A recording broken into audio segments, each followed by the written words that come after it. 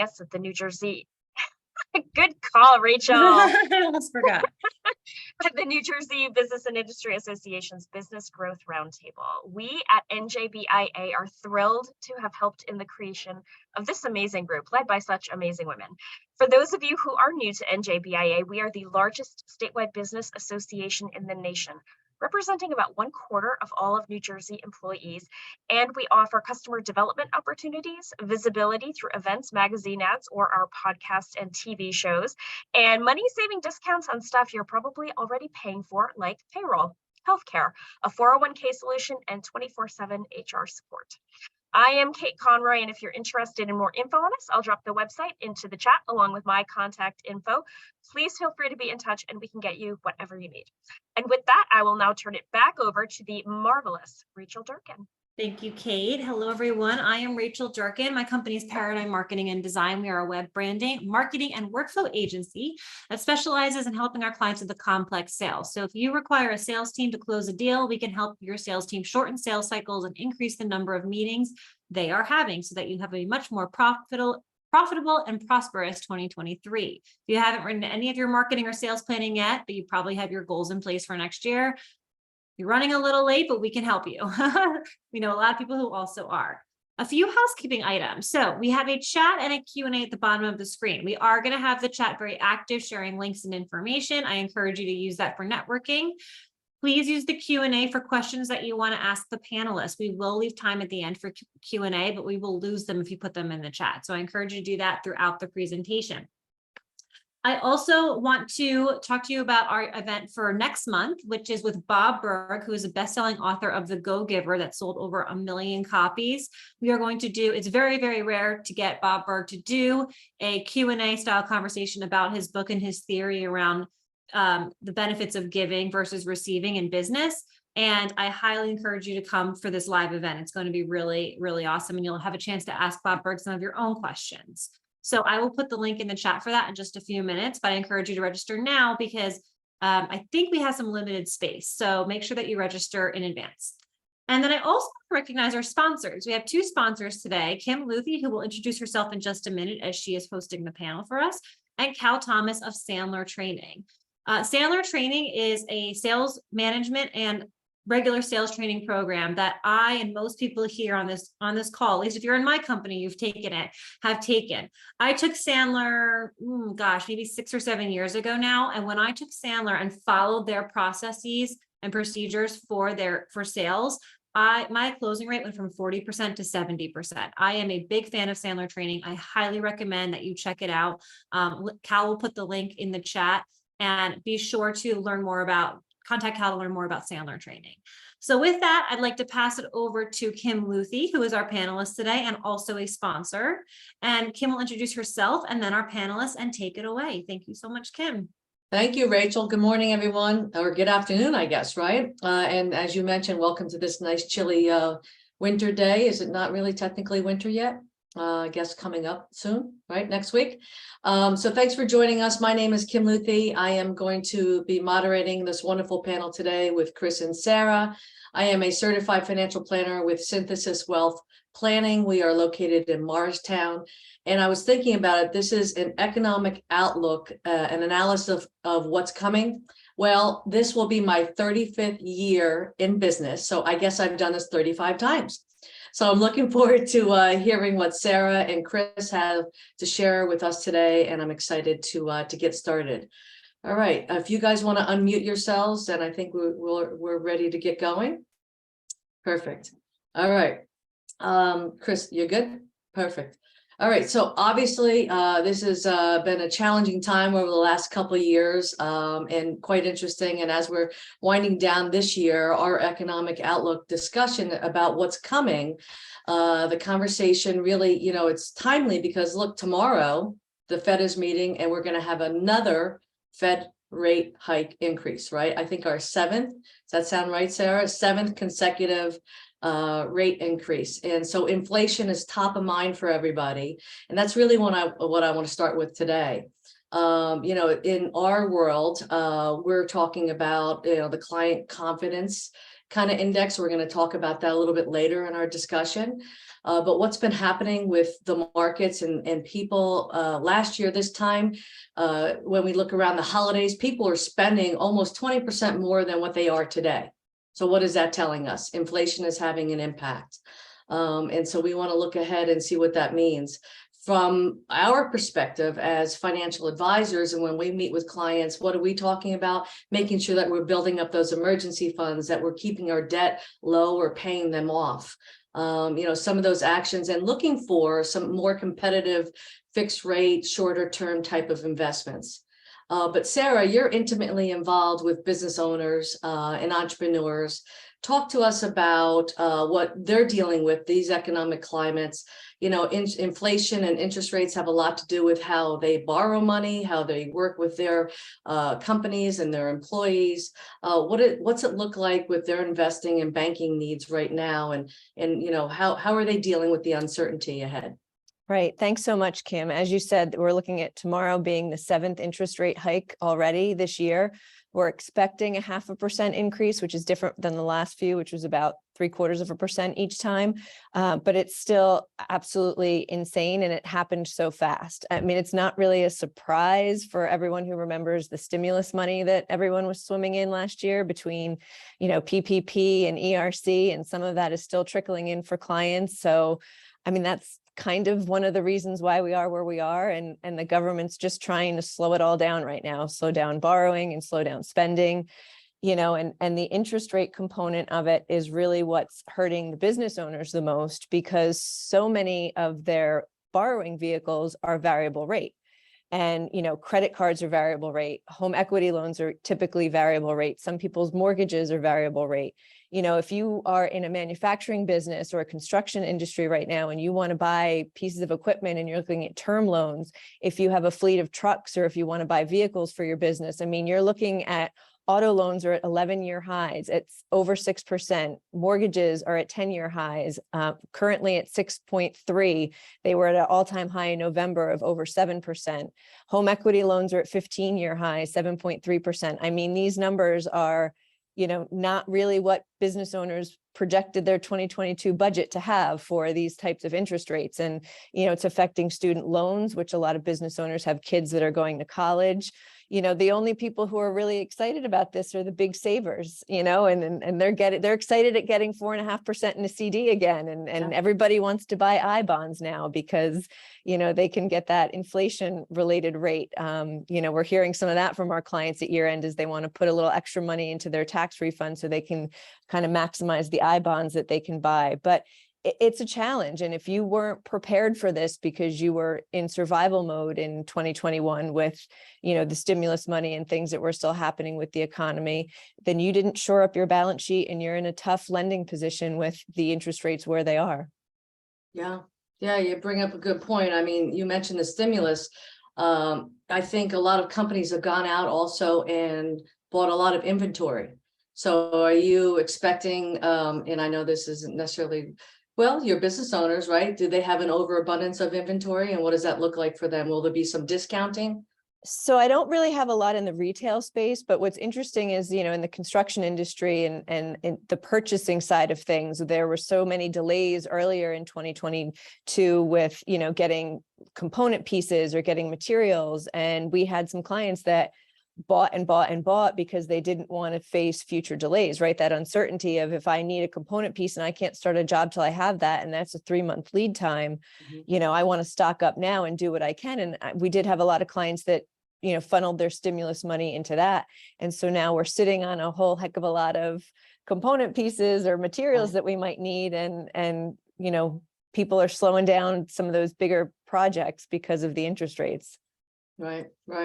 Well, you bring up a lot of good points. And Chris, I wanted to turn to you for a second. I mean, your role as government affairs officer is to help educate and advocate and protect businesses from policies that could negatively impact them. Talk to us about what's happening in the workforce today in New Jersey, and what we're facing going ahead, the challenges for 2023. Oh, happy to, Kim, and thank you for the good question. And thank you to everybody. Thank you to the sponsors and everybody for listening to this afternoon. Good to see you guys. It's interesting. BIA historically, when you talk to our members, you hear them complain about regulations, you hear them complain about affordability issues, and I know we'll talk about those things later. But recently, the top thing you hear from our members is we can't find quality employees. And that's their number one issue we hear in many surveys, and just anecdotally when we talk to our members, and we're hearing, how's your business going? Can't find people. How's your business going? Can't find the right welder, can't find the right person who has these technical skills, can't find accountants, can't find nurses, you name it, they can't find people. And you're certainly seeing industries where it's a little more acute than others. One thing that I've noticed is that in the industries that don't have the capacity to go to remote work, whether it's healthcare, whether it's manufacturing, teaching in classrooms, retail, hospitality, I think the workforce shortage is probably more acute there. And that's probably a newer phenomenon, given the remote work is kind of changing the way we work. And that's something that's here to stay, and we'll probably never get back to pre-pandemic levels, but we don't know how it's going to settle out. So there's a lot of things up in the air. I would say that some of the workforce gap, the skill gap, has been around for a long time, and something that people always complained about. You heard in manufacturing, for example, people always having trouble finding skilled, more technical laborers that could be on the manufacturing floor making whatever product that is being made in New Jersey. And New Jersey still, manufacturing is very important to our economy, still a big piece of our economy, a lot of jobs in it. But now you're seeing that expand. I think the pandemic only exacerbated some things that were already going on. And it's odd, it's happening for a variety of reasons. You see a low unemployment rate, and yet you see so many people struggling to find jobs, and you're kind of like, what gives? Why is that? And it was the kind of the shocks of the system that happened because of the pandemic. It's probably still recovering some of the childcare systems that we had in place. Childcare really took the brunt of a lot of the difficulties, a lot of that shock that during the pandemic, and that's recovering. And a lot of parents need that as a backstop to be able to. It's sort of the workforce for the workforce. You need that or else the workforce gets undermined. And I know schools was a temporary thing that made the workforce challenges more heightened during the pandemic when schools were remote. That has since gone away. But you've also seen, we've all heard talk about the Great Resignation, and that was a national, international phenomenon. Actually was a little bit less of a phenomenon in New Jersey, just percentage-wise. We didn't have the same amount of people leave the workforce, but you've seen migration issues. You've seen retirees retire a little earlier, saying, I'm just done. And the pandemic kind of brought home that my family is more important, my lifestyle is more important, whatever it is. Right. Variety of reasons, people have left the workforce to some extent or entirely, and now we're paying for it, and we're having trouble finding people. And it's also somewhat about the growth that we've seen. And Sarah referenced the inflation troubles, and those inflation troubles came from just this giant amount of government spending. Part of that stimulated the economy. That's good, but sort of the stimulus of the economy meant that people were hiring, and there was no one to hire because we're not creating more workers. And so I think workforce is really one of the top things we're working on. The good news on workforce is it is something that, unfortunately, I deal with a lot of division as the nature of my job is advocating in the legislature. There's Republicans and there's Democrats, there's North Jersey, there's South Jersey, there's rural, there's suburban, there's urban. There's a lot of, just by nature, people are not always on the same page. But one of the things about workforce that I like working on, I like it as an advocacy area, is that it's something people agree on. It really is a win-win. It's not a partisan issue. It's not something that, oh, well, that's for them, that's for North Jersey, that's for Democrats, Republicans to focus on. No, most people think you're helping employers and employees alike. You're giving people skills that will translate and benefit for them for the rest of their lives. And then you're making the employer, their workforces, more productive and able to kind of fill some of those skill gaps that have gone on for a long time. So we're seeing an uptick, whether it's some of the federal government putting money out to the states to focus on this. You're also seeing our state Department of Labor, Economic Development Authority focus on workforce in ways they haven't in the past, which is a good thing. You're also seeing a good workforce partner has always been the community colleges throughout the state. And New Jersey is in a great position where our community colleges are a little bit more organized. And so they've done this even more so than they used to. And we're seeing the community colleges really come together and look at where are the workforce areas that are short, where do we have more of an acute need, and trying to kind of bridge the gaps and working with four-year schools, working with high schools, vocational schools, trade unions, private career schools, to get everybody on the same page about how do we boost where the workforce needs are greatest. And so we're seeing a lot of work there. It's a work in progress. We have a lot to do, but it's something that I'm confident that New Jersey is trying to help all employers on. That's awesome. Yeah, it's funny, as you were speaking, I wrote down the word, the Great Resignation, and you brought that up. You know, the what we've experienced actually kind of put, the labor market more in control, right? As you mentioned. So if that's the case, and what are business owners doing with, that type of control being more with the employees, and particularly if there aren't enough people to hire? We're seeing, it's a great question. We're seeing, as you'd expect, a lot of various ways to handle this. So going with inflation, we're seeing that sometimes employers have to pay their people more, which again, goes back to your point of the labor market has shifted a little bit and the employee has a little more authority, a little more leverage than they used to.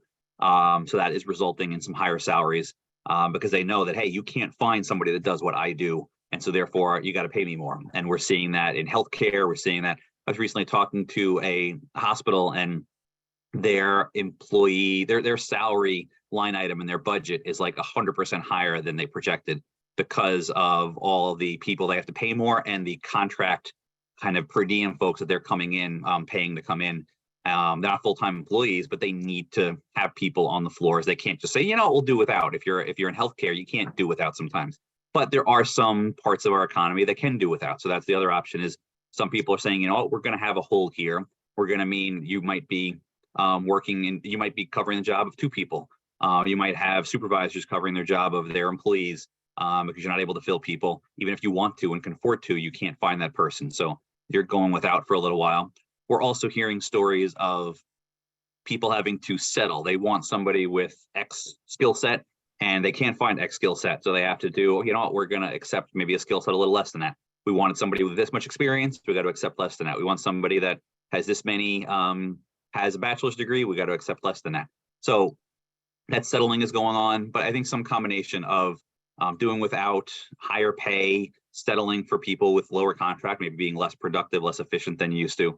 All of which are sometimes struggles for employers, and employers they have to pivot, they have to adjust, they have to be somewhat nimble and flexible to deal with this reality, because it's an unprecedented situation that we're all in. And it's, I think, cliched to say unprecedented because we talk about it all the time, but what the pandemic did is we're not used to going through something like this. The economy, the healthcare system, our world, our psyches, our mindsets are in a very unique, we went through a trauma and went through a shock. And I think we're still waiting to see how that all plays out. And employers are definitely dealing with the ups and downs of that.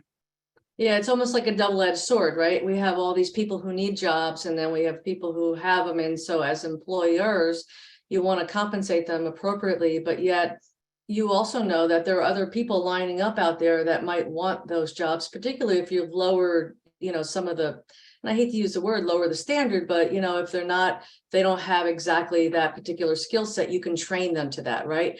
I mean, I know that, Donna Miller loves to say, and often we always do, is that you hire slow, but fire quick. Right. So maybe we just need to be a little more thoughtful about who we're bringing in, because we're going to have to invest some time to bring them up to speed.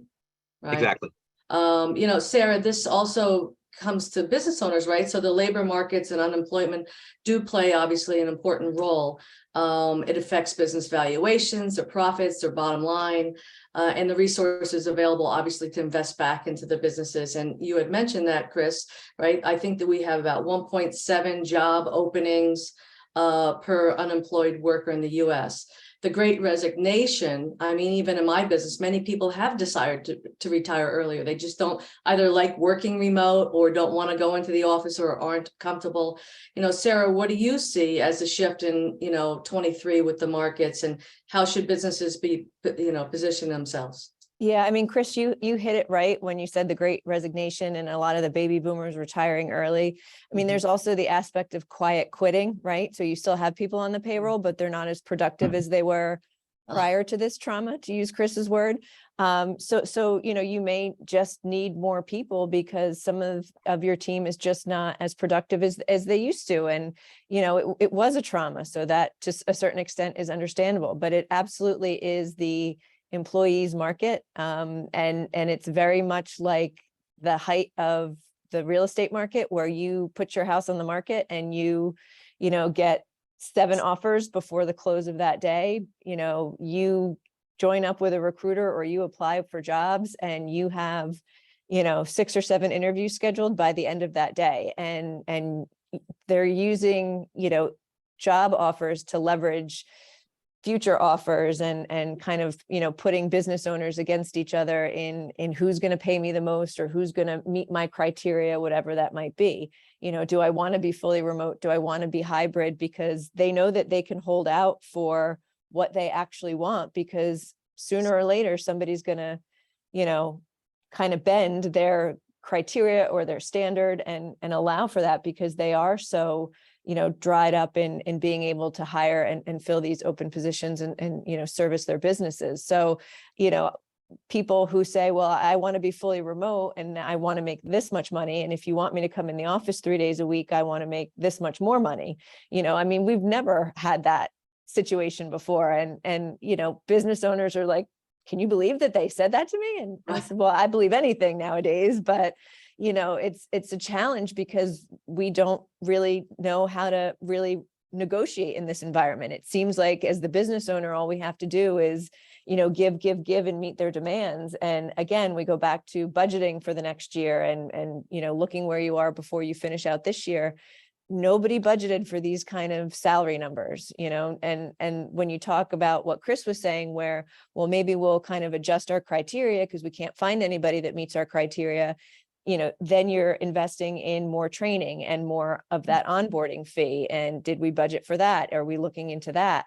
Because that, changes a lot of how you run your business. And, we have to change to some extent our business model. Are we going to be okay with hiring part-time people? Because, normally it's a full-time position. Well, can we get away with 2 part-time people? Do we do job sharing with another company that also needs similar, do we work with a temp agency and try to get somebody in that way? Do we create an internship program? So we try to get them, to Chris's point, out of the colleges early, out of the community colleges and onboarding with us. We just have to think of things differently and sort of think out of the box from what we're traditionally used to, which is going to market with a job, getting, applications and cover letters and resumes, making an offer and having them accept. That is not the new process of what the hiring environment is now. Yeah, I think you both touched on it. You just have to be a little more creative. And also, I think as business owners, you have to pay more attention to your bottom line. As you mentioned, you didn't necessarily budget for that, but now going forward, it's if you're going to have to shift some of that resources to the salary positions on that line item on your budget, what else can we be doing? And I know we have Rachel, lovely Rachel and Vicky here today. We're talking about marketing, right? Maybe how are you marketing? Your firm does a great job, Sarah, at marketing. NJBIA also gets the word out there. So maybe just like you said, those are the different differentiators. What do we need to be doing in those areas to kind of watch our bottom line, right? Makes sense. All right, so this gets me to the point of affordability and regulations. Chris, as we talk about the workforce in New Jersey, can you share your thoughts? Because we've had some conversations offline about New Jersey and competing states for employers, well, employers too, and the affordability of businesses here in the Garden State, trying to keep them here and what are we doing to support them? Thank you, Kim. And I'm sure most of the folks that are online listening to us are probably New Jersey residents or New Jersey employers. And you'd probably be shocked to know that we're not as affordable as other states. And I think in New Jersey, we've kind of just gotten used to that and just assume, okay, we have the highest property taxes in the nation. That's not a surprise. We have the highest corporate taxes in the nation. And maybe that's something that not as many people pay attention to, because property taxes, we all own homes or businesses own property, and we're seeing that, but our corporate tax rate at 11.5% is the highest in the nation. The only state in the nation that's in double digits in that corporate tax rate And then sadly, the second state in the nation is Pennsylvania at 9.99, but they just passed a bipartisan corporate tax reform deal to bring it from 9.99 over the next 8 years down to 4.99, cut it in half. And so the good news on the horizon is that our 11.5 percentage rate was already actually supposed to have gone down, but they extended that during the pandemic when there was uncertainty about revenues. But at the end of 2023, that surtax that's right now in existence on that rate supposed to go away, bring it back down to 9. But still, that 9 would still be an outlier. So we're an outlier on corporate taxes. We're an outlier on property taxes by a significant margin. We have among the higher top personal income tax rates. Personal income tax, I would never say it's the highest in the nation because in many ways we're very progressive. And so most people in New Jersey are not seeing that because we have a very progressive rate where lower income folks, it's actually beneficial to be in New Jersey. Higher income folks get hit pretty hard. And so that's now, and we're also not quite as high as New York, our neighbor, which is often a big deal. I know former Governor Keane always said the best New Jersey economic development program is to have a lower income tax rate than New York. And that was his economic development platform, which has changed a little different over the years from the different governors. But so we're hit on the tax side, but also as we've been talking about, our labor costs are high, only getting higher. Our real estate costs are high, and we've seen during the pandemic that change a lot. And maybe even if prices are starting to adjust somewhat or soften, not be as going up as much as they were, now we're seeing the interest rates, and that's playing into what you can afford and can't afford, as we talked about already. So our affordability is not what it should be. And we see a lot of national rankings from the Tax Foundation, from the CNBCs of the world that basically say our business climate, our business affordability is worse than most states in the nation. And then you also see the numbers play out when you look at the IRS data and you see that the outmigration of wealth in New Jersey, the adjusted gross income, is higher than any other state in the nation besides New York. And New York has similar affordability issues to New Jersey. Some ways New Jersey is less affordable, some ways they're more affordable. And that makes sense, but we have Pennsylvania, Delaware, Maryland, Massachusetts. Massachusetts used to be Taxachusetts, but they kind of calmed down a little bit. And that's a neighbor that we're seeing pick up a lot of the population, innovation programs, adjusted gross income. They're all doing better than us on a variety of those metrics. And we hear from employers, and I think employers that the big national corporations that are in multiple states are often a good barometer. And they'll say, well, it's harder to pay, not even just the tax rates, but the burden of dealing with the compliance issues and taxation, dealing with the regulatory issues and labor, environmental issues in multiple states. They see that play out in New Jersey more so and more difficult, more of a burden on their company than it is elsewhere. And that's something that we hope can change. We've heard a lot from our elected officials over the past year or so. I think probably last November's election was a little bit of a wake-up call because the majority party in Trenton did not do as well as they thought in November of 2021. And so they came out of that, said, we got to get more kind of kitchen table issues, pocketbook issues, affordability. And we've seen some momentum on personal residential issues. My frustration as an advocate for businesses around New Jersey is that we haven't seen any momentum on the business side. Business taxes have not necessarily seen relief. Business taxpayers haven't seen relief. The slew of mandates that we're seeing has not seen relief yet. So that's a frustration of mine.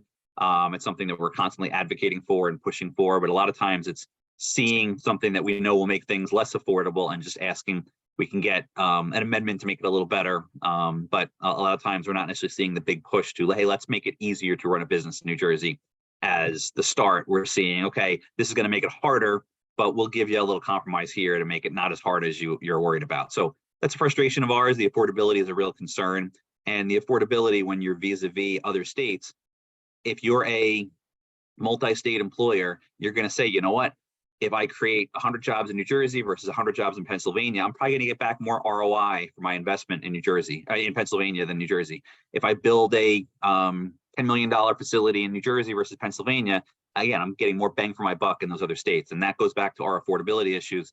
And we're not just competing with Pennsylvania. You're now in this world where national, international, you're competing with everybody. And I know legislators sometimes will tell me, well, Chris, we're not competing with other countries. We're not competing with Mississippi and Alabama. Well, yeah, they are different. We're probably never going to be close to what some other countries, whether it's the quality of life, whether it's just the culture that you get, the business mentality that you get. There's a lot of positive, great assets in New Jersey that you don't get elsewhere, but you are competing with everyone in this global world, in this digital world, in the remote work world that we're in now. And I think sometimes the policymakers in New Jersey are slow to understand that. Yeah, Kim, and if I'm I could- wondering, I'm sorry, go ahead, Sarah. No, I just want to jump in on what Chris said, because, we always talk about, the wealth leaving New Jersey and people retire and then they, leave to more tax friendly states. We're seeing businesses move now, we're taking it almost a generation early and saying, if we can physically, re-domicile our business in a different state, we're going to do that. And we've seen that quite a bit this year, which is, different than people who just retire and take their wealth with them. Now you're talking about not only taking their wealth and their, their business, they're taking jobs and all of that from New Jersey. Yeah. And what I was going to say was almost similar to that was, is the laws that you just saw change in Pennsylvania, is that a wake-up call to our legislators here in Jersey? Because I see a lot of building going on, like you mentioned, warehouses and things like that in Pennsylvania. So maybe there are employers there and companies that are starting to build, knowing that that corporate tax rate is coming down, right? Something that's happening. Is that a wake-up call for our legislators here in New Jersey? Like, I mean, part of our topic today is also looking ahead. So what can we hope or expect, Sarah, Chris, either of you, looking ahead? What is some light at the end of the tunnel? I think it is a wake-up call to some. I do worry if it's a wake-up call to all. I think the pro-business legislators, both Democrats and Republicans, latch on to that news and they say, you know what, we got to let our corporate tax surtax expire next year. We have to start looking at maybe a multiple year plan to phase down our corporate taxes. We have to be a little more careful when we're doing anything that might increase our property taxes, because a lot of people, again, think about property taxes as a residential issue. About half the property taxes paid in the state are paid by businesses. And so that is a business issue as well, especially small businesses, I think, get hit probably disproportionately hard by the property tax. So I think there are people now thinking with that in the back of their head, and it is a wake-up call to them. My worry is that it's not a wake-up call to all, because some say, you know what, at the end of the day, we're between New York and Philadelphia. People want to be here. At the end of the day, we have better infrastructure than everybody. We have better schools than everybody, better quality of life than everybody. So we're going to be fine no matter what our costs are. And we have a lot of assets to be proud of, but are we taking advantage of those assets? Are we leveraging those assets to see economic growth the way that we should and all want to? Are we seeing that the wage growth and the job growth in New Jersey be at the rates and the levels that we all want if we weren't driving capital away, driving jobs away? And it doesn't mean that everyone's leaving, as Sarah said. Not everybody's leaving. There's a lot of great businesses here. Everybody on the call, everybody listening right now is doing well, and many of them are succeeding and making profits, and that's fantastic. But could it be better if our state was a little bit more friendly and maybe focusing on some of these affordability issues, these pocketbook kitchen table issues? I think so. I wish our state focused on using our assets as a strength and building upon them by getting out of the way of businesses, and knowing that inflation is a struggle right now, supply chain is a struggle right now, finding workforce is a struggle right now. So hey, let's do some other things to take some of those other struggles away, because a state can't fix inflation, a state can't fix supply chain.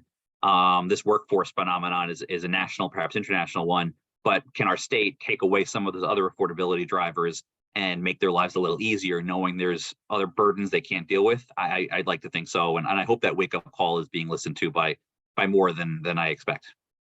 But Chris, to that point, and you and the NJBIA do a great job with advocacy for business owners, but there's got to be a grassroots element to it as well, right? And the business owners on this call, and I'm a huge proponent of advocacy at the business owner level. I mean, we have the responsibility to reach out to, our elected officials and share these conversations with them, and share, the Main Street impact that some of these regulations and policies, or lack thereof, are creating for, the business environment in New Jersey. Yeah, agreed. No, great point, Sarah. Yeah, just go down any main street, whether it's, here in Morris County, Morristown, the turnover of the businesses that have come in and gone out. It's encouraging when you see another one come in there, but it's also, lives have been affected by what's no longer profitable for them, for those who have left. one of the things with clients when we meet with them, affordability obviously is extremely important when you're doing type of, planning, and many of those who have decided to stay in the state often do so because their family is close by, right? They don't want to go too far away. So that might be the hook, when you say, Chris, that other legislators like, oh, well, we have it all here. Why would they go anywhere else? If their family moves somewhere else, and if that's what's important to them, then they're going to relocate right out of the state. No, exactly. It's a lot of when we talk about economic growth or what's going to limit our economic growth, it's at the margins. There's nothing the state's going to do tomorrow that's all going to make New Jersey the least affordable or the most affordable state in the nation. We're never going to be a low tax state. We're never going to be a state with a poor school system. But at the end of the day, are there things that we can adjust that will create a few more jobs, and maybe some of the states we're competing with, are the things that we can adjust that will actually take a few more jobs away from New Jersey? And at the margins, why are some states seeing more migration to them and some states seeing less migration to them and more migration away from them? That's where you're trying to make your policies, and you're trying to adjust those the job creation, the wage growth, the tax revenues coming into the state. And at the margins, I don't think we're doing as good a job as we could.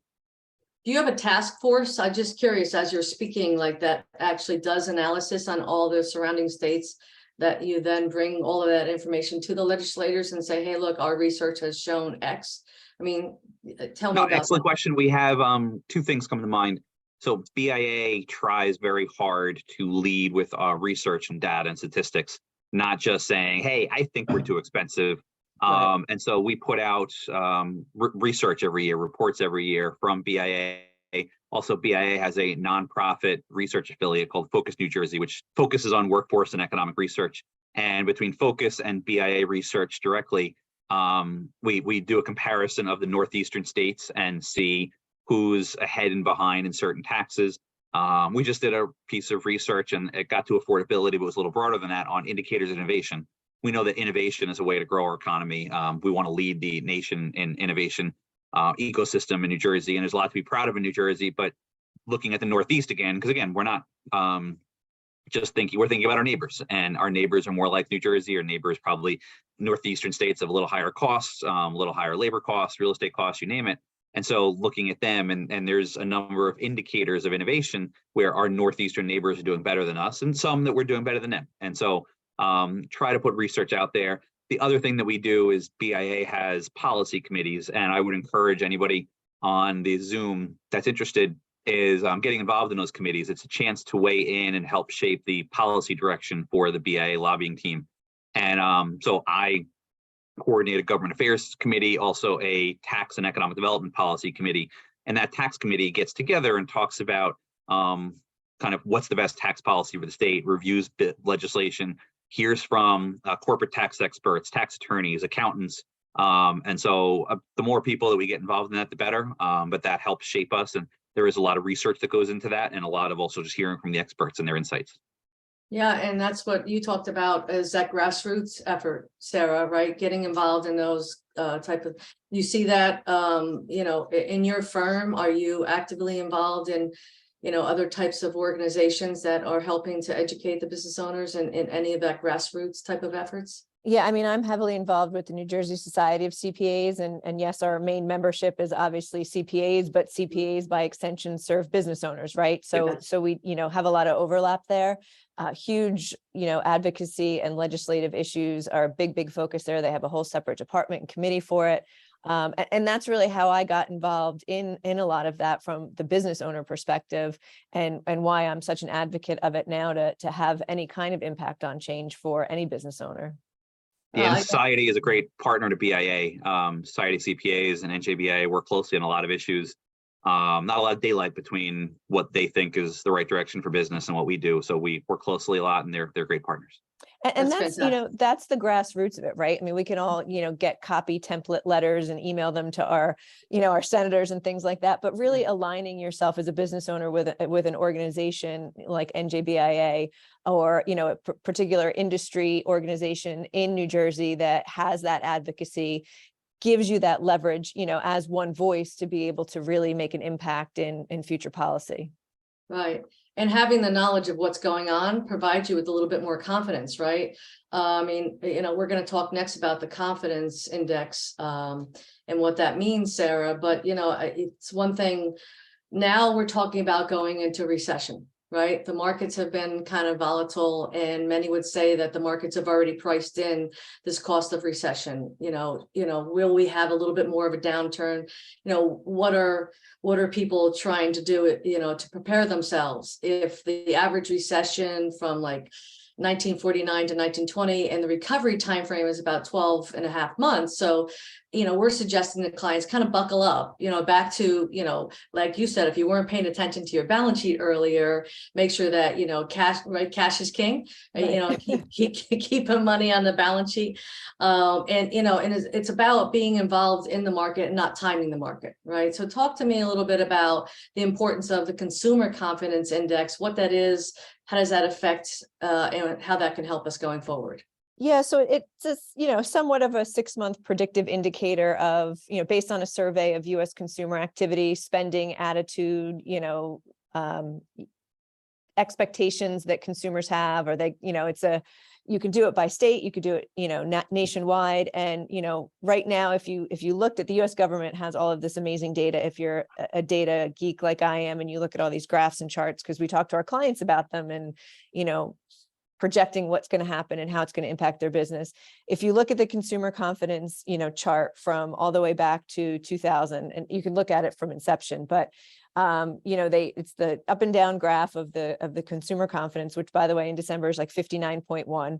And then there's these gray shaded panels that overlay the graph in certain areas where there's a decline in consumer confidence, and those are the recessionary periods, right? So we had them from 2008 to end of 2009, beginning of 2010, and there's a tiny little sliver of a gray shaded area right around March 2020. No surprise there, right? So if you look at the trend of where the consumer confidence index has gone comparatively back, we are in the same general trajectory of needing to be a gray shaded area indicating recession. Now, the government has not done that yet. I think they're very much trying to fight that off and combat it a little bit. But if you kind of just read the data and look at the charts, it's very much indicative of past recessions if we're comparing, that consumer confidence index to it.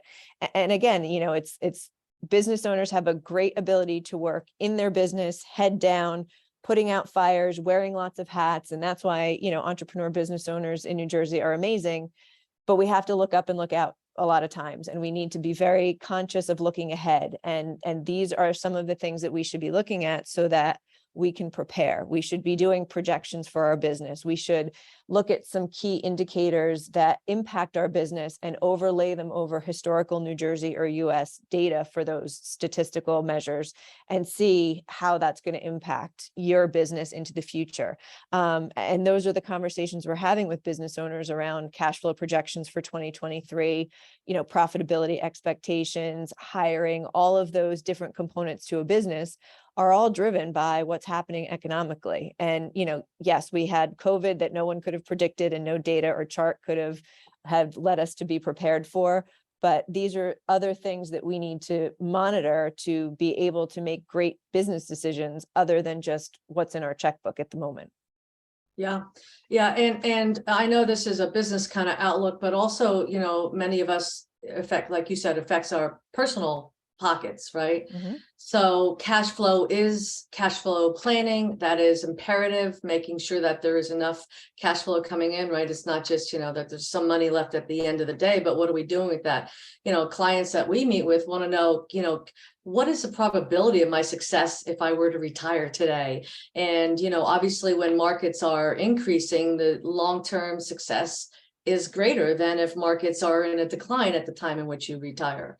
So what can we be doing to their portfolios to provide them with some guaranteed streams of income, take out some of that volatility, right? So it's important. So what is your outlook ahead now, knowing the consumer confidence index? What are you thinking? Because that's kind of, where we're at here in our conversation is, confidence and outlook, right? We've talked about what's been happening legislatively, and now we have to look ahead. What's the outlook that you see, Sarah? Yeah, I mean, I think people were kind of stagnant back in November, waiting to see what the midterms came through with and thinking that that was going to be more impactful than it may have been. And so now we're kind of in this now what phase, right? And I think, we need, as business owners, need to be ready for, I don't want to say the worst, but we do need to be ready for it to get a little bit harder before it gets a little bit easier. Let me put it in those types of terms, right? And you have to look at things like, okay, what is the true picture of your balance sheet, right? Do you have a lot of debt? Is there any way we can consolidate that? Is there a way that we can get kind of creative with our financing and be in a vehicle that's maybe a little bit, less interest rate onerous? Or, are we in a certain kind of cash crunch that we need to, sign up for some sort of variable lending for a year, but then know we're going to be out of it or refinance? I mean, there's a lot of conversations to be had around getting creative with lending if you need to have lending and you need to be in that space. It's other things about talking to your vendors, talking to your clients, making sure you have those solid relationships together. Are you able to go out on longer terms if you have to, with some of your vendors? Or, do you need to really do a deep dive into sort of your line by line expenses and say, what is some of the fat that I may have put in during stimulus that we can cut out now because we want to get more solid and get, into, some recession shape, let's call it. And again, it's, as you said, Kim, it's tied very much to our personal pocketbooks as well with business owners. If you're in a situation where you take every last penny out of the business as a business owner, you're not going to be ready for what may come in the future. And then that speaks to what's your home budget. And it's a whole other level of projecting and modeling. And Kim, as you do that with your potential retirees and all the different assumptions and scenarios, we're doing that with our business owners. We're creating those cash flows and those profitability reports. And we're saying, we're going to assume these things. Now let's assume that you hire 2 more people at what rates? How does that affect cash flow? Now let's assume that you lose your biggest client. How does that impact? Now let's assume that all of your clients delay you in paying you for 15 days. How is that going to? So it's all of these conversations that we need to be doing as we are setting our goals for 2023. We need to also now have a clear picture of our financial goals and this modeling activity that I'm speaking of. And we need to make sure that we're looking at other key indicators that directly impact our business, which is, can change throughout your industry depending on what area you're in. But those are the things that as business owners, we need to kind of have at the click of a button to be able to make these good decisions and not just make day-to-day decisions, but more, 3, 6, 9 month strategic decisions. That's awesome. Yeah. It's the pro forma, right? What you're talking about and the projection and the what if scenario and planning. And that's exactly what we do with clients. What if we stayed, in New Jersey, Chris, but we downsized? What does that look like? Or what if we moved out of state? Or as it's affecting our personal pocketbook, if we have I meet with clients all the time who have young adults that they're still paying for their cell phone bills or their car insurance and things like that. So, what is it from a business owner's perspective, especially if they're taking money, like you said, out of the business to fund these lifestyles of not just them, but everybody else within their household. So, Chris, as a member organization for businesses, what is the outlook for 23 and how are you communicating that with the members? Interestingly, BIA, similar to what I talked about before, leads with data and stats. We just came out with the 64th annual Business Outlook Survey, and over the summer and fall, for the past 64 years, BIA has polled our members and asked what are their big issues, how are they feeling about the past year, the coming year, and a lot of those things are remarkably consistent, as you would imagine. Like, people have been complaining about the high cost of New Jersey taxes for a long time. But what's interesting is because you've done it for 64 years in a row, you see certain things that pop out as trends. And so last year, the optimism for going into 2022 was pretty strong. And this year, the pessimism for going into 2023 is definitely a big difference from last year, because when you were coming out of the pandemic, and I think last year people were kind of feeling that, okay, now we're getting back to normalcy. So now we're in that normalcy, but now there's all the, as Sarah said, all those indications that maybe next year could be tough. And so we have certain things that have been going on for a while now. And eventually is that going to turn to a consistent productivity decrease that will turn into a recession, and then dealing with the inflation, dealing with the workforce, dealing with the supply chain, employers could be struggling. And so that's the worry. And so I think everything Sarah said, I couldn't agree more, is businesses should be preparing and thinking about that. And it's also, I can't say that all BIA members are professional forecasters, and it's hard. I mean, we've heard everyone on national political pundits, to economists, to everyone, academics, debating on is there going to be a recession? What is a recession anymore? Has recession changed? What it means? Because again, our economy is going through something that we haven't seen before. But did we kind of crater too quickly, which was obviously caused by the pandemic? Did we recover too quickly, rebound too quickly? And then is that going to lead to some kind of a right sizing, settling down? Does that settling down mean you go negative for a little while? Does that settling down mean you just don't stay positive for a long time? We also saw something coming out of the Great Recession not too long ago. We saw more of a prolonged recovery that really never reached the heights that we saw out of other recoveries, but also it was longer than other recoveries. So was it a better recovery or worse recovery? Because it was longer, but it never got the heights and increases that we had seen out of other recoveries. So we don't know. I don't think anybody knows, but I think it is telling that we've been doing this for 64 years, and the businesses, the members of NJBIA, there's a little more pessimism going into 2023 than there had been in previous years. And a lot of that is based upon things that you and Sarah and I have been talking about, and we hear and turn on the news and you can listen to every night.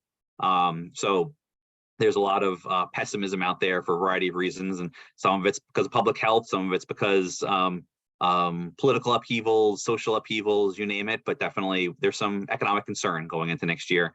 And I also think, similar to what Sarah said about your own businesses, we saw it with the state budget, and the state was probably preparing a little more and made sure it was a budget priority last year to have a healthier surplus.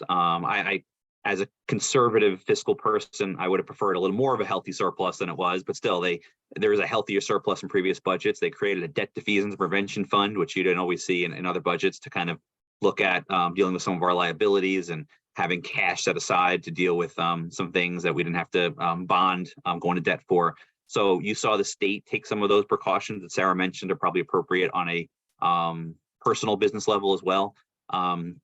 But is the state ready for that recession that may come or may not come? I don't know. But the state's at least in a better position than we used to be because of some things we've done in recent budgets. Well, it is an excellent time of year, and as we're kind of winding down and going to open it up to question and answer, I want to thank you guys for your insight. But it is a good time to reflect. I mean, you say there's a lot of pessimism.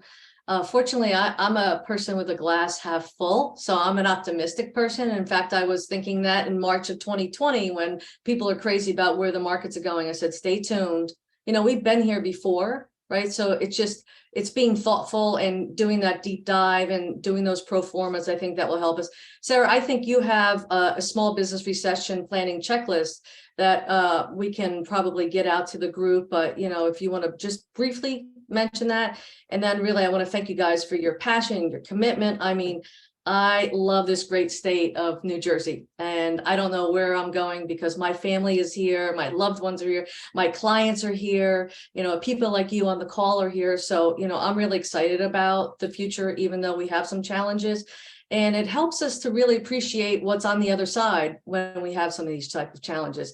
And I think it makes us better business people and better human beings when we can do that analysis and we can do that reflection. Real quick, Sarah, on your business checklist, and then we're going to let Vicky, I think, run some Q&A. Yeah, absolutely. And we can circulate this to all the folks that registered and that are on the call or who are going to listen to the recording. So we'll make sure that gets out to you. But, it's just a couple of bullet points. I touched on a lot of them during the call. One that we didn't talk about was, we did talk a lot about lending, but we didn't talk about your own personal credit score, right? And as business owners, even if you're doing lending for your business, that's important. So we may be a little bit too close to the recession to make big changes, but have these conversations, with your business advisor, with your accountant, with your attorney, whomever you need to have it with, so that you know what your numbers are up to date, but then you're also doing that, monitoring of your data, of your key metrics, and making sure that you can make informed decisions as time goes on because you have the data. And Kim, to your point, then we're not making an emotional decision, right? We're not seeing the markets tank and freaking out and pulling everything out. You're making an educated business decision based on numbers. And of course, there can be emotional factors applied to that, but we have to start with a good, solid, factual foundation first. Yeah, and if a recession lasts, or if the average is 12 months and you have money in savings, like you said, you're not going to freak out when markets drop. Right. So you're kind of prepared. And this reminds me of during the Great Recession and as people were thinking of career changes, what can you be doing while you're unemployed or underemployed? Well, it's, raising the bar, it's raising your education, it's your skill set, making you more marketable. So when opportunities present themselves, that you'll shine above the rest. So thank you again for your insight, Chris and Sarah. It's been great talking with you. I feel like I can continue this conversation for another hour, but I know we're short on time. So Vicki, I'm going to turn it over to you, and thanks again. Thank you so much. And what a great conversation. Kim, I echo, I'm a Jersey girl, born and raised, and I love the state of New Jersey, but we also heard a lot of things about how New Jersey isn't necessarily affordable. Chris, and maybe, I think this is actually could be a question for both of you. What do you see are the advantages of being a business in New Jersey? We heard lots of the disadvantages. Well, I mean, I think it's, high risk, high reward, so to speak. Great way to put yes, it. it costs a lot to be a business owner in New Jersey and to be a resident of New Jersey, but you also have a lot of upside. Geographically, again, Chris mentioned this, where we're located between Philadelphia and New York is a huge opportunity. We can pull talent from those other states that, may not be in New Jersey. And again, it is a great state of great humans to band together and keep on going through it all, as Kim said before. So, high risk, high reward, I say. Excellent point. We are a tenacious state of Yes. We have grit, right? Yes, we do. We're great gals and guys. Yes. Chris, is there anything you want to add to that? No, I couldn't agree more with Sarah. I think what I would say is I'm a believer also in looking at your strengths and weaknesses and not saying let's ignore our strengths and focus on the weaknesses. No, let's build upon those strengths. And so is there more we can do on the asset that we have, whether it's our infrastructure is stronger than most states, but can we build upon that, expand upon that? Our talent pipeline is better than other states, but let's build upon that, not take it for granted and let it slip. Because right now we're hearing everywhere employers are having trouble finding people in other states, not just New Jersey. Let's have New Jersey be a place where it's easier to find that employee, not harder than others vis-a-vis. So I think building on those strengths is important and not taking them for granted. Terrific. And actually you lead into my next question. As we spoke a bit about the Great Resignation, what are the strategies that you're seeing or deploying to attract and retain talent? And yes, New Jersey has a great talent pool, but it's now with virtual on the table, there's a lot of opportunity everywhere now, it seems. Well, I think that you hit the nail on the head with talking about the virtual is a lot of the retention strategies are that, and that you can work a couple days from home, you can work 100% from home if you take this job. And we've heard stories of employers that are willing to do that when they didn't used to, or even there were employees that were willing to take less money if they had that flexibility to work from home. And so I think that is a new retention strategy. And it's interesting because there are some companies that are not interested in that as much. And down the road, are they going to be paying for the loss of talent that they see, the loss of human capital that they see? I don't know. But there is something to be said for the collaboration, the teamwork atmosphere if you're in an office together. And I do think that makes sense in certain work dynamics, certain employers, but in some it probably doesn't. And so I think employers are working out what makes the most sense for them and their workforce needs. And I also think it's this inflation's almost a self-perpetuating cycle where inflation's an issue. So salaries have to go up, which causes inflation to continue to get worse. And so when does that cycle stop? I don't know. But yeah, you are seeing salaries go up a little bit. It was a couple of years ago, and we could still get into this topic offline. was having a state mandated higher minimum wage, getting the $15 an hour down the road. Is that the right thing or the wrong thing? I'm not even here to talk about that, but because most companies have said that used to be an issue. They're not even thinking about that anymore, because if you want people, you got to pay them well above what the state minimum wage is.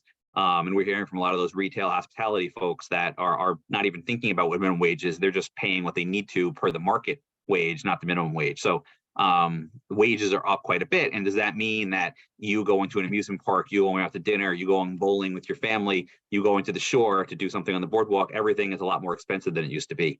And it was expensive before, and now it's really expensive. Yeah. Right. Yes, exactly.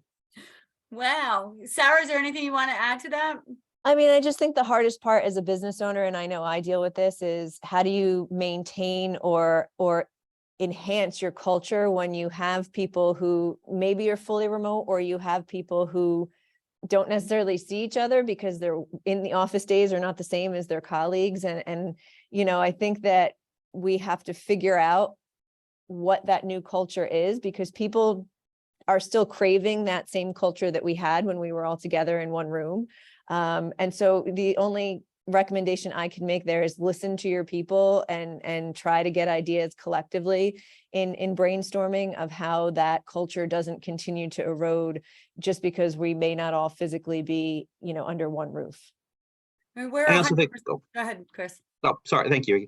I also think you're seeing the need to, kind of what I was talking about, building on the strengths. We do have a talented workforce in New Jersey, but you need to build that. And if it's people working from home more, remote working, well, what are the best ways to be productive and engaged and keeping that workforce with that team approach for working on? So I think any professional development, any education options, any training options, I think you're seeing that as more of a way to retain your workers as well. Like that's keep them developed, and then they're going to be happy because they realize, hey, my employer is putting me first and prioritizing my development. So I want to acknowledge that.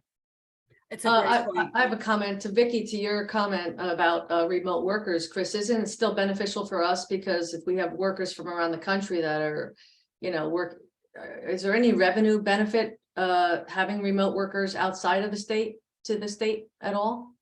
That's a fascinating question, because there's a whole host of tax implications, and I'm sure Sarah could probably talk about that as well. Yeah. On the remote worker and what that means for Nexus, where your company gets taxed and what states. And also right now we're going through, and the legislature is deliberating on a piece of legislation to change how we tax New York versus New Jersey residents. Because the New Jersey-New York relationship is you're supposed to, like, the default is you're supposed to pay taxes based upon where you work. Pennsylvania, there's a reciprocal tax deal with Pennsylvania that both states have decided you're going to pay taxes where you live. And they've decided long ago that was the best for the policy of the two states to continue that relationship. New York, it's not that way, but there's New York State has been taxing people that probably have not been to Manhattan in a couple of years and been working out of their basement office, but they're still paying those New York State tax rates. So it's actually hurting the New Jersey resident, maybe in Bergen County, that's paying more of a tax to New York, not going to New Jersey. And they haven't actually been there and used any New York services for years. And so we're trying to push back on that, but it's tough. There was even a Supreme Court case recently that actually New Hampshire brought against state of Massachusetts, and New Jersey filed amicus brief on behalf of New Hampshire. We were in the same situation where a lot of folks go to Boston, a lot of folks go to New York City, and Boston and New York City were overly aggressive in taxing people that aren't going there anymore. And unfortunately, the Supreme Court punted on that and said, we're not taking that up. But New Jersey is looking at some legislation to try to correct some of the inequities there. But there's corporate tax, personal tax issues that are going on. This remote work thing is still playing out, and there's going to be a lot that we're going to see changing in a lot of different ways. Yeah, I don't think the new normal has been figured out yet. Yeah, exactly. But we are Paradigm, we are 100% virtual company. We always have been. And if anybody wants to ask questions about how to have employees in 9 states and 3 countries, I would reach out to Rachel because she certainly learned the implications of how every state has very interesting tax laws. So another question came up that I thought was very interesting. We have lots of questions. I mean, we may not get to them all, but we have some some that were very about personal implications, which was happening with this economy, which I'd love to get to, but I know that's, we really need to focus on the business today. Somebody asked about cash flow, Vito Mazza. What are your thoughts about managing and getting help with accounts receivable? I would imagine they're slowing up as things are starting to take hold. Sarah, do you want to kick this one off? Yeah, sure. So, I mean, obviously it depends on what industry you're in and whether or not you can adjust your terms. You know, if we're having a conversation about cash flow and we're looking to factor receivables, which is selling them to a third party and sort of taking a haircut on them so that you get your money in the door quicker, then we're a little bit further down that rabbit hole of, oh, we didn't do some good planning. You know, but there's lots of things to look at and saying, you know, can you change your terms? You know, can you have, depending on what your industry is, can you have clients pay you up front? Can you have customers pay you on credit card? Can you have automatic ACH agreements? Like, again, it's very industry specific, but, you know, it's all about being creative and exploring ways to get your money in the door faster, because you don't know if, especially if you're a business that sells to other businesses, you don't know if they've done as good planning as you may have done. And, you know, if you can't get blood from a stone. So if your customers or other businesses or people who haven't maybe done that proper planning, you have to make sure that you're taking all the precautions to protect your business. That's such an interesting point, Sarah. You're like, you might have planned, but your new friends might not have. And it's very hard to say, hey, have you done your financial planning yet? Chris, is there anything that you want to add? No, Sarah did a great job with that. Well, good, because I've got a question for you next. And Annette, one of our anonymous attendees is asking, what do you think about regulations like temporary workers' rights bill? I know this was a biggie coming up, and it's kind of like a two-part question because it's, what do you think about it? And then how do we stop it? I'm not quite sure the second one's really a question. No, and that one is a great example of the need for our policymakers to find balance. And sometimes we're lacking that balance in what we do. And we want to make sure, are there some, and I'm sure there's no clients of Paradigm or Sarah's or Kim's that have ever done this, but are there some employers that have been bad actors? They're not members of BIA, they're not members of anybody on this call, but yes. And are there some workers that have been taking advantage of? Yes. And is that awful? Yes. So what often happens is we then overreact, and there's a piece of legislation moving through the legislature. It actually got to the governor's desk and he conditionally vetoed it and made it worse. And what this bill would do, I mean, it's passed the assembly, what the governor conditionally vetoed as, and it's twice now gotten to the Senate floor, and there weren't enough yes votes. They didn't get the 21 votes out of 40 on the Senate floor to get this back to the governor's desk. And so part of that is there was a confluence of people that were sick and people that missed the voting session. Part of that is there's not a robust support for it, and there's a lot of people that see the downsides of it. One of the downsides is the bill says you would need to pay any temporary workers you hire the average wages of all of your employees doing that similar job, and you would have to pay them the cash equivalent of the average benefits of all of your employees. So therefore, you would have to figure out, so these temps would make more money than maybe your entry-level employees because it's average. And then they're getting now the cash equivalent of benefits, which a lot of folks they want that extra cash. And so they might be taking on more cash, significantly more cash than your other employees. And it starts to get to the place where if you're a temp agency, well, no one's going to hire me because it's not affordable for them to hire me. And then if you use temps as part of your cost, part of your business model, and some business models have an ebb and a flow to whether it's their seasonal, Christmas time, summer season, they might have to hire temps. And if they're hiring temps to make sure things are getting out the warehouse, or they're dealing with the extra demand coming in to their shop in the summer or whatever it may be, it makes it cost prohibitive to do so. And that's one, temp staffing agencies are an important part of our economy. Two, there's a lot of businesses that rely upon them. And I've even heard some that says, if this becomes law, we'll take our and move it to Pennsylvania because we can't afford this. And so BIA has been pushing back very, very hard on it. Not that it's not necessary at all, not that there are some vulnerable temporary workers that need some protection, but this isn't the answer. And so you could do a bill that takes away some of the more onerous provisions, and it would get much more bipartisan support from Republicans and Democrats.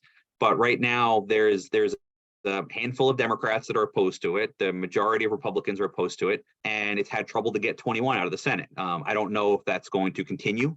They're probably going to try again December 19th, when's their last voting session for the year. And do they keep trying, or do they eventually look at a compromise that might be able to become law and might not do everything that the advocates wanted, but will get to a lot of the workforce protection, which is not a bad thing. It's like throwing a blanket on a problem. There's no simple answer. Yes. I come out of staffing for almost 20 years, so I understand the complexities around it. Boy, there's no easy answer there. But Sarah, is there anything that you'd like to add to that? Oh, no, he covered that Excellent. very, very well. He got that down. Mhm. I think we have time for one more. We have a question. And again, this is, I think, going to turn to you, Chris.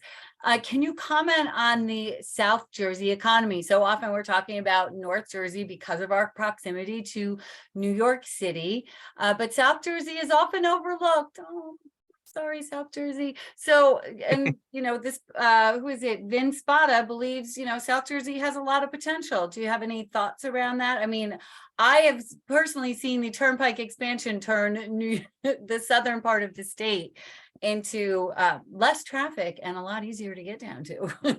Yes, no, I think the South Jersey economy is critical to the New Jersey economy. I don't think we can leave out any parts, whether it's city economy, South Jersey economy. We need the whole economy to operating at an efficient level. What I would say, as somebody who lives in Central Jersey, and I do believe there's a Central Jersey where I live, kind of smack dab between the two. When did that happen? When did Central Jersey get disappeared? Well, there's some folks that believe it's just south and north, but as somebody who lives only like a mile away from 195, I believe there's both, and I'm right in the middle. Well, because it runs east and west. Yeah. But I do think, if you think about economic growth, a lot of times economic growth is going to happen based upon business growth, population growth, building growth, and where can we grow more people, grow more jobs, grow more businesses, grow more whatever. You could see growth more in the southern part of our state, the less densely populated part of our state. There's not a lot of growth that's going to happen. Now, there's growth that can happen from a rejuvenating revitalization in Newark and Jersey City and Patterson. And so the economy's there, and economic growth there is important, but where can more robust growth more likely to happen in the state? It's going to happen where there's right now less people, and right now more growth opportunities, I think is the best way to say. So if we discount the growth opportunities in South Jersey, I think the entire state is doing a disservice to itself. I think the South Jersey economy is critical. I think it's very historically very important for retail, hospitality, tourism. The boardwalks up and down the Atlantic coast are critical, but it can be so much more than that. And I think seeing where the innovation economy can grow down in South Jersey, and I think the growth of Rowan is going to play a part. Rutgers, Newark, the medical school down there, now looking at other higher ed, and I think the growth of higher ed is important for the growth of the innovation economy, and you've seen that play out in South Jersey. I was at an event in Glassboro at Rowan recently, and just the growth that's happened there is remarkable. Some of the growth you're seeing on the riverfront in Camden is remarkable. Some of the plans for Atlantic City, and the fact that the casinos were struggling a little more and now they're in a better place, but there's still more good things to come in Atlantic City. So there's opportunities there in their certain growth areas, but then also just the fact that there is more room to grow in South Jersey. I'm excited about the potential of South Jersey. Woohoo. I always say, I mean, I'm born and raised in Central Jersey, so South Jersey always kind of had that Philadelphia thing going on. So now it's standing on its own. Who is it? Edward DeZuzio said, hands off the Pine Barrens and the farms. So don't get any crazy ideas. And Jill Kennedy is saying Central Jersey is real. So it's true. We are proud Garden Staters.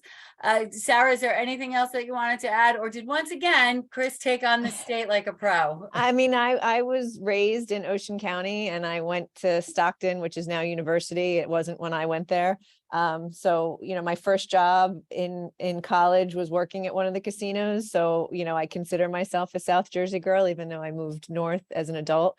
There's endless possibility down there, and the growth that I've seen since my parents moved us down there in 1985 is unreal. And there's still more of that to come, I think. Now, Stockton's another great example, Sarah, of another impressive growth center, and whether it's their main campus, but now the fact they have a campus in Atlantic City on the boardwalk, looking at the Atlantic Ocean. I wish I was a college kid looking at the Atlantic Ocean. That doesn't sound too bad. No, not too bad. They have storage lockers for the surfboards for the students that have dorms in the Atlantic City campus. What? All of a sudden we sound like California, except not their problems, but it's a whole nother story. Well, this has been a terrific, Kim, is there anything else you want to add? Because I think I I've think it's been asked all the wonderful. It's great. questions. Yeah, I mean, the only thing about New Jersey is I'm a Northern New Jersey girl. And so it seems like until you go over that bridge, right? The Driscoll Bridge, right? Then I feel like I'm in another state, right? You know, all the times Kim, we you just spent have to down get there. out more. Yeah, I guess so.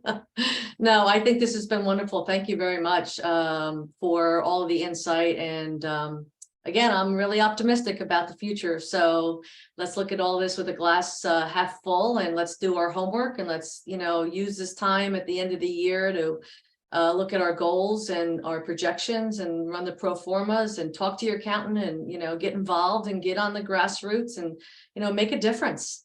Life is Not too too short. late to plan, but there will be a time when it will be too late. So Right. make sure you're thinking about it now. And don't forget to join us next month, the second Tuesday of the month, where we're going to have Bob Berg. And I just reread Go Giver, and every time I read it, I take away a new nugget of information.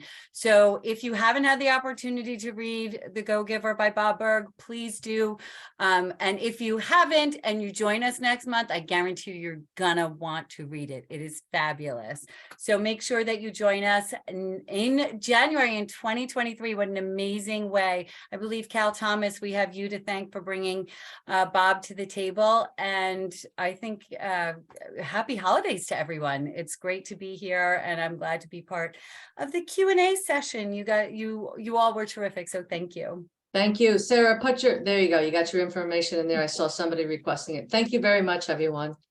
Thank No, you, thank you. guys. Happy holidays. Holiday Care. season. Thank you, everyone.